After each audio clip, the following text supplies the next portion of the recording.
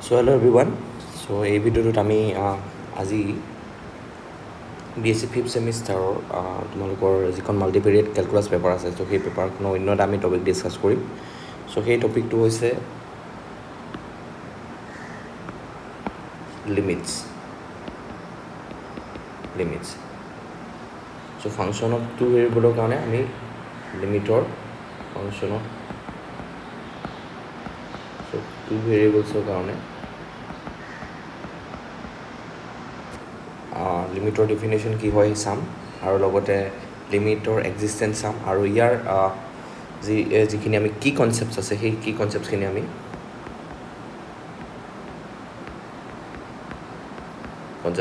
আলোচনা কৰিম ঠিক আছে okay so' let's start with the definition so' ডেফিনেশ্যনটো আমি চাই লওঁ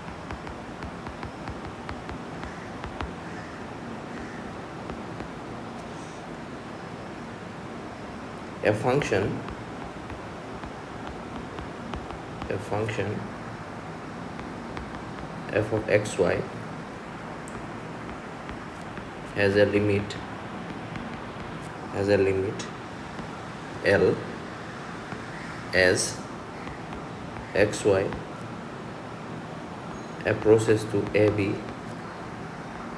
if limit xy approaches to AB f of xy equal to L. So এই ডেফিনেশ্যনটো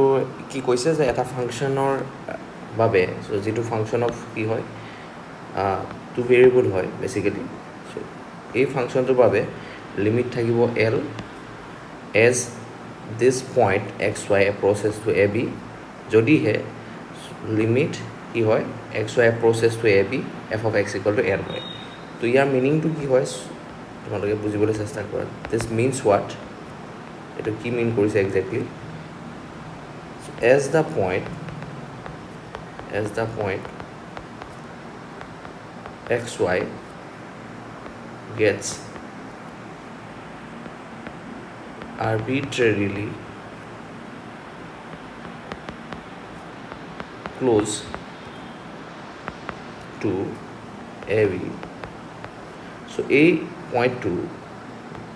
xy point to যেতিয়া arbitrarily close to AB হয় that means এই পইণ্টটো একদম ওচৰ চাপি যায় then the value of f of xy that means the value of the function f of xy gets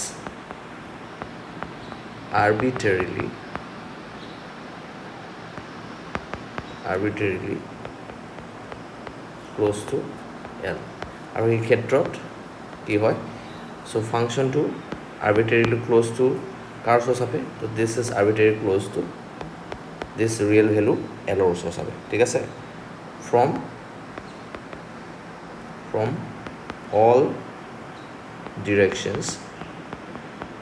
all directions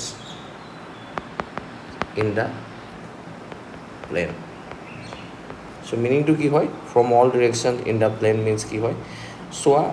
আমি যেতিয়া ফাংচন অফ ওৱান ভেৰিয়েবল আমি পঢ়িছিলোঁ আৰু তাত আমি লিমিটৰ কথা আমি আলোচনা কৰিছিলোঁ চ' এটা কথা নিশ্চয় মনত আছে ছাপ'জ আমি যেতিয়া কৈছিলোঁ এক্স এপ্ৰ'চেছ টু টু তেতিয়াহ'লে আমি এই টুটোক যদি আমি ৰিয়েল লাইনত চাওঁ চে দিছ ইজ টুটোৰ ওচৰ কেনেকৈ কি ধৰণে আমি ওচৰ চাপিব পাৰিছিলোঁ চ' আমাৰ দুটাই আমাৰ পচিবল ৱে আছিলে টু এপ্ৰ'চ দিছ পইণ্ট টু তো এটা হৈছে চ' লেফ্ট হেণ্ড ছাইডৰ পৰা আমি ক্ল'জ ইয়াৰ ওচৰ চাপিব পাৰিছিলোঁ আৰু নহ'লে ৰাইট হেণ্ড ছাইডৰ পৰা ওচৰ চাপিব পাৰিছিলোঁ but for a function of two variables the case is different তো এই ক্ষেত্ৰত চ' কথাটো অকণমান বেলেগ ধৰণৰ হয় চ' ইয়াতে কি দিয়া আছে so' from all directions in the plane বুলি পেলাই দিয়া আছে তো আমি যদি এক্স ৱাই প্লেনখনৰ কথা কওঁ চ' মই অলপ জেমেট্ৰিকেল ইণ্টাৰপ্ৰিটেশ্যনটো দিব বিচাৰিছোঁ এই ক্ষেত্ৰত চ' কেনেকুৱা হ'ব তোমালোকে চোৱা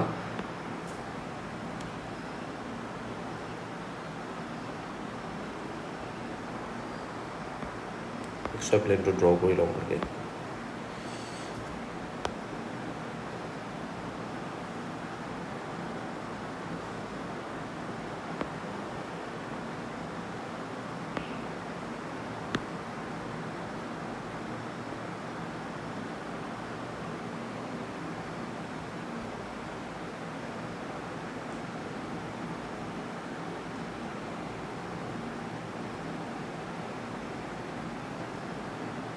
okay.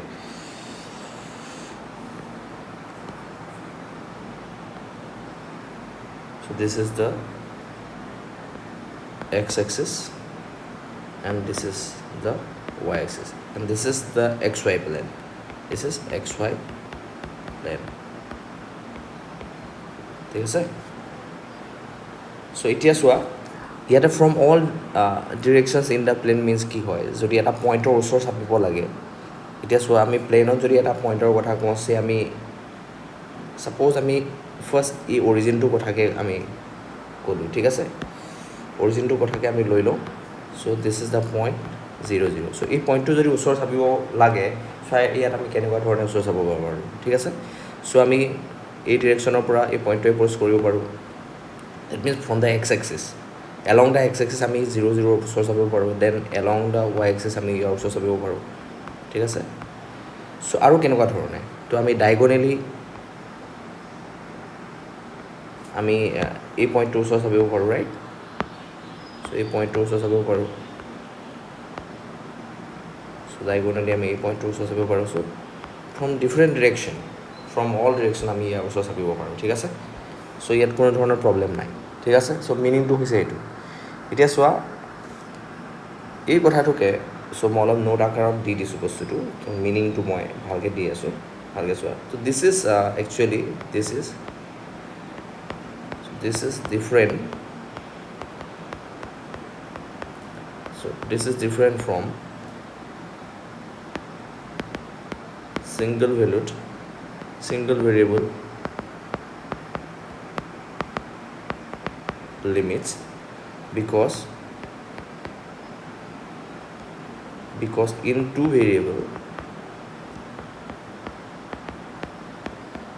in two variables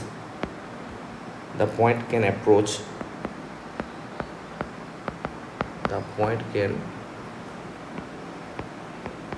approach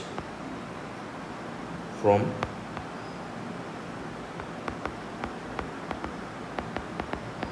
infinitely many paths ঠিক আছে সো সিঙ্গল ভেৰিয়েবলৰ লিমিটৰ পৰা এই ফাংচন অফ টু ভেৰিয়েবলৰ লিমিটটো অলপ ডিফাৰেণ্ট হয় কিয় কাৰণে কাৰণ আমি ইয়াতে এই যিটো পইণ্ট হয় যে আৰ্বিট্ৰেৰী পইণ্ট সাপোজ আমি এ বি কথাকে কৈ ল'লোঁ সো এই পইণ্টটোক আমি তো ডিফাৰেণ্ট ৱেত আমি ইয়াক আমি এপ্ৰ'চ কৰিব পাৰোঁ ঠিক আছে সো মই অলপ আগতে তোমালোকক জিমেট্ৰিকেল ইণ্টাৰপ্ৰিটেশ্যনটো দিছোঁ অ'কে সো আমি কেনেকৈ এপ্ৰ'চ কৰিব পাৰোঁ মই অলপ আগতে ক'লোঁ সো এলং এক্স এক্সিছ নহ'লে ৱাই এক্সিছ আমি এপ্ৰ'চ কৰিব পাৰোঁ নহ'লে ডায়গনেলি আমি এপ্ৰ'চ কৰিব পাৰোঁ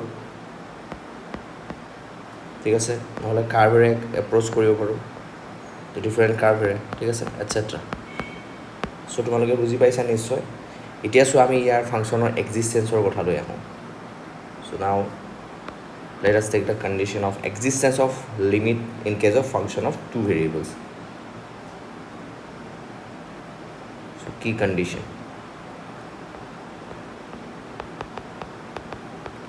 of existence of limit of functions of two variables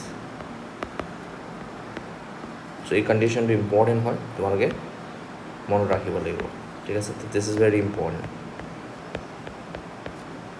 so the limit must be same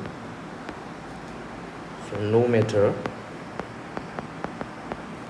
matter how xy approaches ab that means লিমিটটো এক্সিষ্ট কৰিবৰ বাবে সো কি হ'ব লাগিব যে আমি যি পাথেৰে আমি এই পইণ্টটো এপ্ৰ'চ নকৰোঁ কিয় সো এ বি পইণ্টটো এপ্ৰ'চ নকৰোঁ কিয় ঠিক আছে আমি এ বি পইণ্টটো যি পাথেৰে এপ্ৰ'চ নকৰোঁ কিয় along X axis along Y axis ডায়গনেলি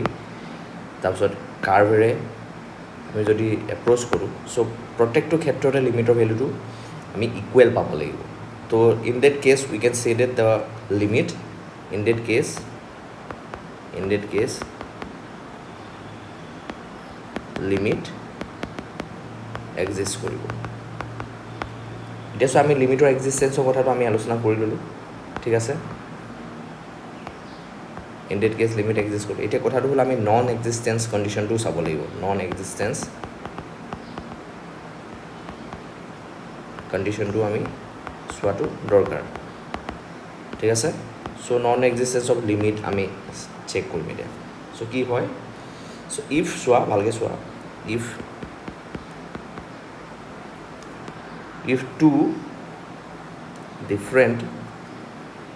if two different path give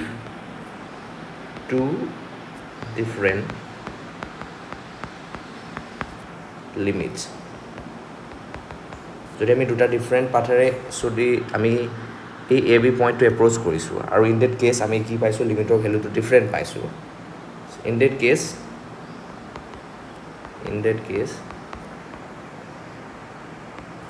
limit will not exist আৰু এই ক্ষেত্ৰত লিমিট এক্সিষ্ট নকৰিব চ' গতিকে আমি নন এক্সিষ্টেঞ্চ অফ লিমিটটো শ্ব' কৰিবৰ কাৰণে আমি কি কৰিম যে দুটা ডিফাৰেণ্ট পাথেৰে চ' এই পইণ্টটো দুটা ডিফাৰেণ্ট পাথেৰে আমি কি কৰিম চ' এই পইণ্টটো এপ্ৰ'চ কৰিম ঠিক আছে আৰু আমি এই দুটা ডিফাৰেণ্ট দুটা পাথেৰে এপ্ৰ'চ কৰাৰ পাছত যদি আমি লিমিটৰ ভেলুটো ডিফাৰেণ্ট পালোঁ ঠিক আছে চ' লিমিটৰ ভেলুটো যদি আমি ডিফাৰেণ্ট পাই গৈছোঁ তেতিয়াহ'লে আমি কি ক'ম the limit will not exist so' ইমানখিনি আছে লিমিটৰ লগত ৰিলেটেড কনচেপ্টছ এতিয়া আমি দুই এটা এক্সাম্পল লওঁ then our today's lecture will be over ঠিক আছে এক্সাম্পল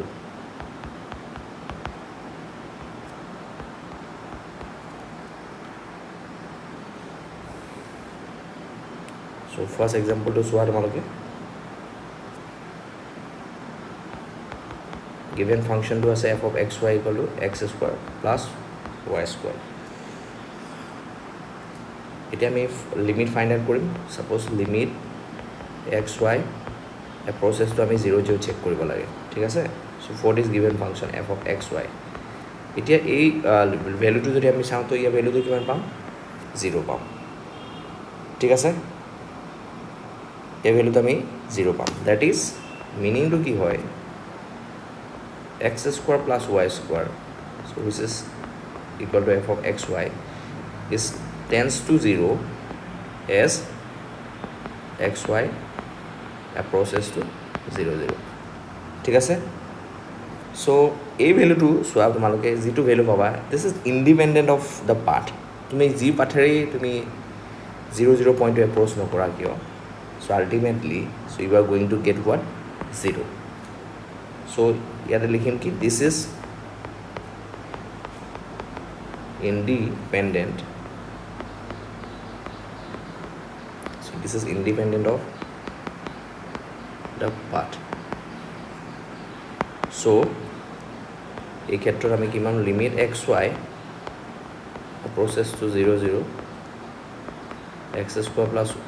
ৱাই স্কুৱাৰ চ' ইয়াৰ ভেলুটো পাম আমি কিমান 0 চ' এই ক্ষেত্ৰত আমি কি ক'ব পাৰোঁ so' according to the given condition according to the above condition আমি যেটো কন্ডিশন আমি পঢ়িছিলো যে এক্সিস্টেন্স অফ লিমিটৰ কাৰণে যেটো কন্ডিশন আমি পাব লাগে ফুলফিল হোৱা পাব লাগে so according to the condition কি হ'ব সো এই ক্ষেত্ৰত আমি ক'ব পাৰো সো লিমিট এক্সিষ্ট কৰিব for the given function so এতিয়া আমি এটা বেলেগ এটা প্ৰবলেম লওঁ য'ত আমি নন এক্সিস্টেন্স অফ লিমিট আমি চাম তো আমি এক্সিস্টেন্সৰ বাবে এটা দেখালোঁ এক্সাম্পল আৰু এটা নন এক্সিস্টেন্সৰ বাবে এটা দেখাব লাগিব কাৰণ আমি দুইটা কণ্ডিশ্যনে পঢ়িছোঁ ৰাইট চ' এইবাৰ নন এক্সিস্টেন্স অফ লিমিটৰ বাবে এটা এক্সাম্পল আমি চাম ঠিক আছে চ' এটা ফাংচন লৈ লওঁ ঠিক আছে সে xy f of xy equal to কি হয় twice xy divided by x square plus y square. Okay, এটা আমি ফাইন্ড কৰিম. So what? Limit xy approaches to 0 0, so twice xy divided by x square plus y square. So আমি দুটা different পাথেৰে 0 0 two আমি approach কৰিম. So first এপ্ৰোচটো লৈ লওঁ, সে try along different paths. So along y equal to x, that means along y equal to x to তোমালোকে I hope visualize কৰিব পাৰিছা. তো along y equal to x means কি হ'ব? This is suppose x axis and this is y axis. So y কি হয়? So আমি কৈছো কি y equal to x এৰে আমি এই অৰিজিনটো আমি এপ্ৰোচ কৰিম. This is the origin. y equal to x means অলপ ড্ৰয়িঙত ইমান মই পাৰফেক্ট নহয়, but still this is the y equal to x. That means a straight line which is passes through origin. So it represent কৰি আছে. So এই পাথটোৰে যদি আমি অৰিজিনটো approach কৰোঁ, so in that case so লিমিটৰ ভ্যালুটো কি পাওঁ চাওঁ. So y equal to যদি x লওঁ, তো in that case কি হৈ যাব? Limit, this limit will convert it to what? Limit x approaches to 0 হৈ যাব. আমি y জায়গাত x ৰিপ্লেস কৰিম 2x square divided by x square plus x square. So this will give what? Limit x approaches to 0, 2x square divided by 2x square. This is equal to 1. ঠিক আছে, এবার চাওঁ আমি বেলেগ এটা পাথ ট্রাই কৰোঁ এবাৰ. ঠিক আছে, so let us take another path. So সেই পাথটো কি হয় চোৱা. Suppose this is the path. So y equal to minus x. In that case আমি লিমিটৰ ভ্যালুটো কি পাওঁ চাওঁ. Along এবাৰ y equal to minus x লৈ লৈছোঁ. So আমি কি পাওঁ চাওঁ. So এই ক্ষেত্ৰত কি হ'ব? So limit x approaches to 0 থাকিব, but এবাৰ আমি কি ৰিপ্লেস কৰিম? So y জায়গাত we are going to replace minus x. So কি হ'ব? Minus twice x square আৰু তলত x square plus y x square হৈ যাব. So 2x square. So এইবাৰ পাম আমি minus 1. আমি দেখা পালোঁ কি যে যেতিয়া দুটা আমি ডিফাৰেণ্ট পাথ আমি লৈ পেলাই এপ্ৰোচ কৰি আছোঁ অৰিজিনটো, আমি লিমিটৰ ভ্যালুটো ডিফাৰেণ্ট পাইছোঁ. ঠিক আছে, since the limit actually path limit exist কৰিবৰ কাৰণে পাথ ইণ্ডিপেণ্ডেণ্ট হ'ব লাগে, বাট ইয়াত পাথটোৰ ওপৰত ডিপেণ্ড কৰি আছে. ঠিক আছে, so' since the limit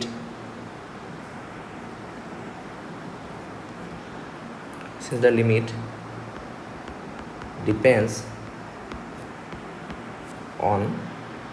the path, so limit does not exist in this case. That means a ফাংশনটোৰ বাবে লিমিট এক্সিষ্ট নকৰিব. So in this way